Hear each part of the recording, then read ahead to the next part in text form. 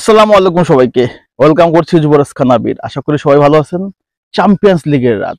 এই রাতটাতে সবকিছু কিন্তু এক সাইডে রেখে খেলা দেখতে হবে চ্যাম্পিয়ন্স লিগের কোয়ার্টার ফাইনাল রিয়াল মাদ্রিদ এবং আর্সেনালের। আপনারা জানেন যে রিয়াল মাদ্রিদ এই সিজনটাতে যদি দেখি তাহলে কার্লো আনচেলত্তির রিয়াল মাদ্রিদ যথেষ্ট মনে করেন যে স্ট্রাগল করতেছে। স্ট্রাগল করার যথেষ্ট কারণও আছে। কারণটা কি?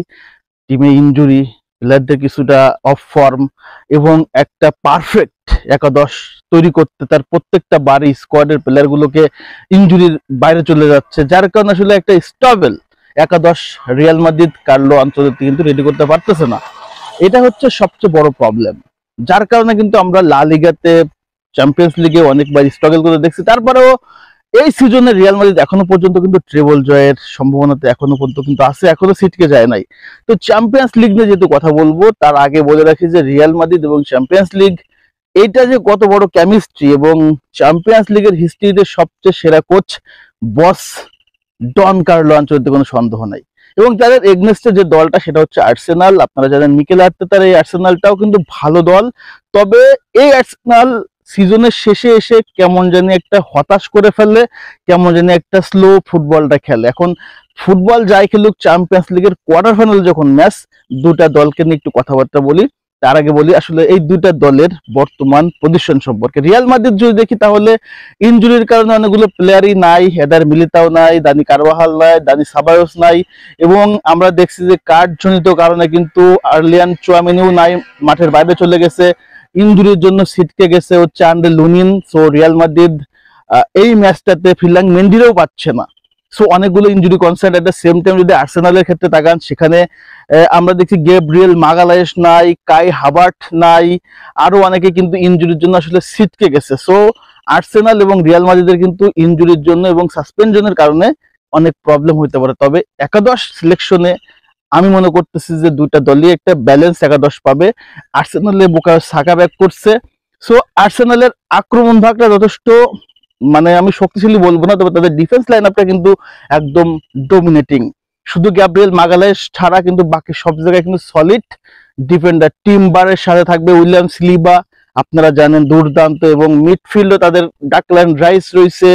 তারপর হচ্ছে জনিনহো আছে, বুকায়ো সাকা ব্যাক করছে, গ্যাব্রিয়েল মার্টিনেল্লি আছে। ওভারঅল মিলে এই আর্সেনাল কিন্তু যে কোনো প্রতিপক্ষকে আসলে দুমড়াই দিতে পারে। সেখানে রিয়াল মাদ্রিদ যেহেতু একটু শক্ত প্রতিপক্ষ, হয়তো একটু কঠিন হবে। রিয়াল মাদ্রিদের যদি পার্সপেক্টিভ থেকে দেখি, ডিফেন্স লাইন আপটা রিয়াল মাদ্রিদের সবচেয়ে বড় ব্লিন্ডার করতেছে। এক ডিফেন্সের জন্য রিয়াল মাদ্রিদ এই সিজনটা বড় বড় ম্যাচগুলো, ছোট ছোট ম্যাচগুলো হারতেছে। তবে রিয়ালের আক্রমণ ভাগে ভিনি, রদ্রিগো এবং এমবাপ্পেরা কিন্তু যে কোনো সময় ম্যাচের গতিপথ চেঞ্জ করতে পারে। সো চ্যাম্পিয়ন্স লিগ মানে রিয়াল মাদ্রিদ, এবং লন্ডনের আজকে এই ম্যাচটা, লন্ডনে রিয়াল মাদ্রিদ চাইবে যে আর্সেনালকে লন্ডভন্ড করে দেওয়ার জন্য, এবং এই ম্যাচটা লন্ডভন্ড করতে পারলে কিন্তু নেক্সট ম্যাচ সান্তিয়াগো বার্নাব্যুতে রিয়াল মাদ্রিদের ঘরের মাঠে, এবং আগামী সপ্তাহে খেলা। সো এই সপ্তাহে আজকের দিনের এই ম্যাচটাতে ফুটবল বিশ্বের সবচেয়ে বড় আলো থাকবে লন্ডনে রিয়াল মাদ্রিদ এবং আর্সেনালের ম্যাচের উপরে। কার্লো আনচেলত্তির সাথে আর্তেতার একটা বিশাল ব্যাটেল হতে যাচ্ছে, কোনো সন্দেহ নাই। এবং রিয়াল মাদ্রিদের চ্যাম্পিয়ন্স লিগের ঐতিহ্য, রিয়াল মাদ্রিদের দাপট, এবং ওভারঅল মিলে রিয়াল মাদ্রিদের এই যে চ্যাম্পিয়ন্স লিগ জয় করার যে মধুর একটা ক্ষমতা, এই ক্ষমতার কাছে হয়তোবা খর্ব হইতে পারে আর্সেনালের বর্তমান কন্ডিশন, বর্তমান পারফরমেন্স, এবং সেটা হোম অ্যাডভান্টেজও। দেখা যাক কি হয়। তবে রিয়াল এবং আর্সেনালের ম্যাচটা যে একটা বড় ম্যাচ হতে যাচ্ছে, কোনো কোনো কোনো সন্দেহ নাই। সো এই ম্যাচটাতে আপনাদের প্রেডিকশনটা কি? কে জিততে পারে, কি রেজাল্ট হতে পারে, অবশ্যই কমেন্টস করে জানিয়ে দেবেন। এবং এই রাতটাতে অবশ্যই সবাই পর্দায় চোখ রাখবেন, টিভির পর্দায় সবাই দেখবেন খেলা। চ্যাম্পিয়ন্স লিগের রাউন্ড অফ 16 থেকে এখন চলে আসছে কোয়ার্টার ফাইনালের ম্যাচ, রিয়াল মাদ্রিদ এবং আর্সেনাল। সো এই ম্যাচের রেজাল্ট আপনারা অবশ্যই কমেন্টস করে জানিয়ে দেবেন। সবাইকে আবারও ধন্যবাদ জানাচ্ছি। চ্যাম্পিয়ন্স লিগের এই রাতে আমি যুবরাজ খান আবির। আসসালামু আলাইকুম, আল্লাহ হাফেজ।